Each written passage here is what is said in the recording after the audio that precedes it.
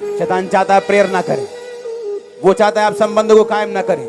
धीरे धीरे धीरे धीरे आपकी संगति से दूर कर दिया जाए, आपको बिजी कर दिया जाए, बीमारी से नहीं तो आशीष से दूर कर दिया जाए, बिजनेस से दूर कर दिया जाए, चर्च से दूर कर दिया जाए, आग से वचन से दूर कर दिया जाए, प्रेयर से दूर कर दिया जाए। धीरे धीरे फिर अपनी योजना को आपकी लाइफ पर वो काम करने के लिए भेजे।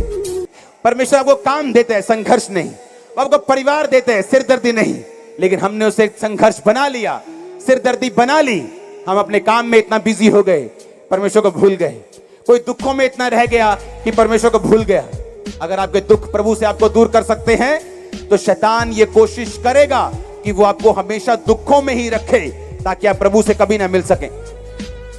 अगर दुख आपको दूर कर देते हैं, अगर निराशा आपको दूर कर देती है, अगर कोई झटका, कोई घटना, कोई इंसिडेंट, कोई एक्सीडेंट आपको प्रभु से दूर कर देता है तो शैतान मेक श्योर करेगा कि ये आपके साथ होता रहे और आप प्रभु से दूर रहें। आपको वायदा करना है, फैसला करना है आज कि आप परमेश्वर के साथ अपने संबंधों को कायम करेंगे।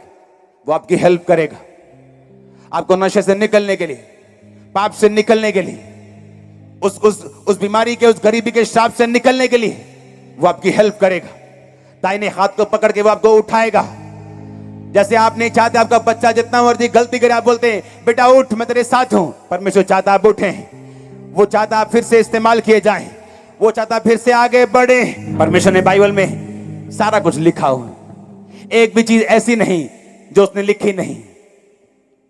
आपकी हड्डियों का मॉइस्चर, आपकी हड्डियों की ग्रीस तक बाइबल में जिक्र है, कैसे पैदा होगी, आपके ब्लड के रोग कैसे जाएंगे, आपके एक एक चीज, आपका परिवार कैसे ब्लेस होगा, फाइनेंस कैसे ब्लेस, हर एक चीज का, एक एक चीज का जवाब बाइबल में लिखा हुआ। लेकिन उसे पढ़ना किसने? हमने। किसने पढ़ना है उसको? क्योंकि परमेश्वर लिख चुका, वो काम कर चुका, क्रूस पे चढ़ चुका, मारा जा चुका, गाड़ा जा चुका, तीसरे दिन मुर्दों में से जी उठ चुका, फिर 40 दिन फिर प्रचार करके जी उठने के बाद वही मिरेकल, वही अंधों को चंगा करके, मुर्दों को जिंदा करके फिर चढ़ गया। पवित्र आत्मा को भेजा जो आज हमारे बीच में है, जो अभी आपके लंगड़ों को चंगा करेगा, जो अभी आपके व्हील चेयरों को उठा देगा, जो अभी आपके अंधों को, गूंगों को, बहरों को चंगा करेगा, आपकी आंखों के सामने होगा। Hallelujah, hallelujah. उसे सब कुछ लिखा है। बाइबल कहती है परमेश्वर ने अपने लोगों को बोला कि वो सामने यरीहो एक नगर है, उस नगर में जाओ और उसकी वॉल जो बहुत ही गहरी थी, बहुत ही बड़ी थी, उसके बिना वो उस नगर में घुसकर उस नगर को जीत नहीं सकते थे। परमेश्वर ने कहा जाओ उस वॉल के पास, याजक जाओ और आर्क उठा लो, वाचा का संदूक उठा लो, और उसके बाद तुम जाओ और स्तुति करते नहीं बल्कि 7 रोज एक एक चक्कर मारना, 7वें दिन 7 चक्कर मारना, और जब मैं बोलूंगा तो स्तुति करना। वो यरीहो की दीवार आपकी बीमारी हो सकती है,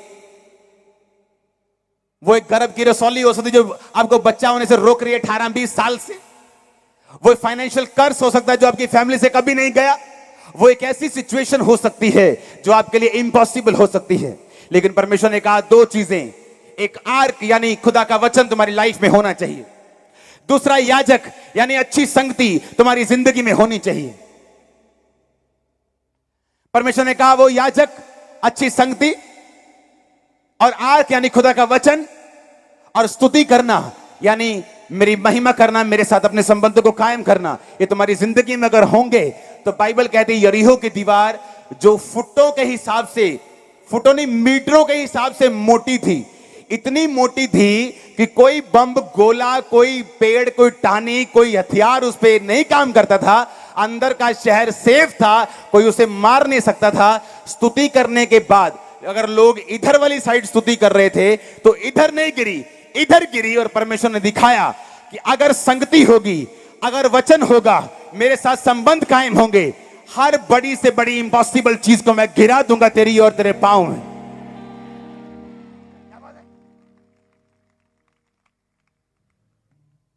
हालेलुया, ऊंची आवाज बोलो हालेलुया। आप मेरी बात को समझ रहे कि नहीं? उसने कहा अगर अच्छी संगति होगी, वाचा का संदूक होगा, मेरे साथ संबंध कायम होंगे, तो मैं सब कुछ असंभव संभव कर दूंगा।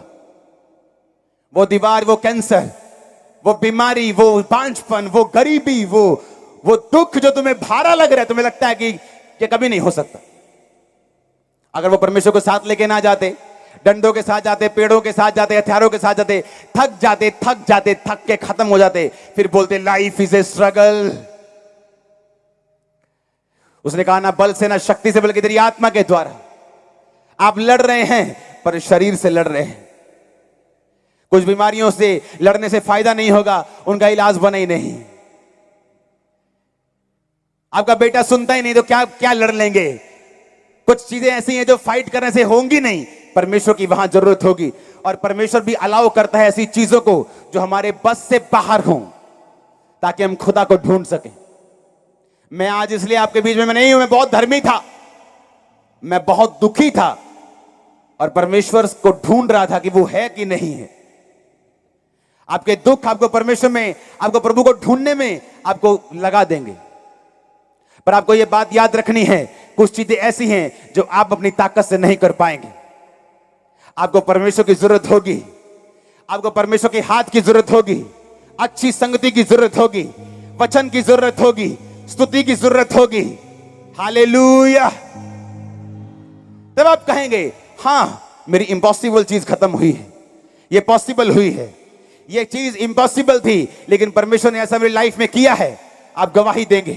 कोई आज देगा, कोई साल में देगा, कोई 2 में, कोई 10 में, लेकिन आप देंगे 100% रेट के साथ, 100% रेशो के साथ। मैंने कहा 100% आप गवाही देंगे। आमीन। चाहिए बरकत आपकी।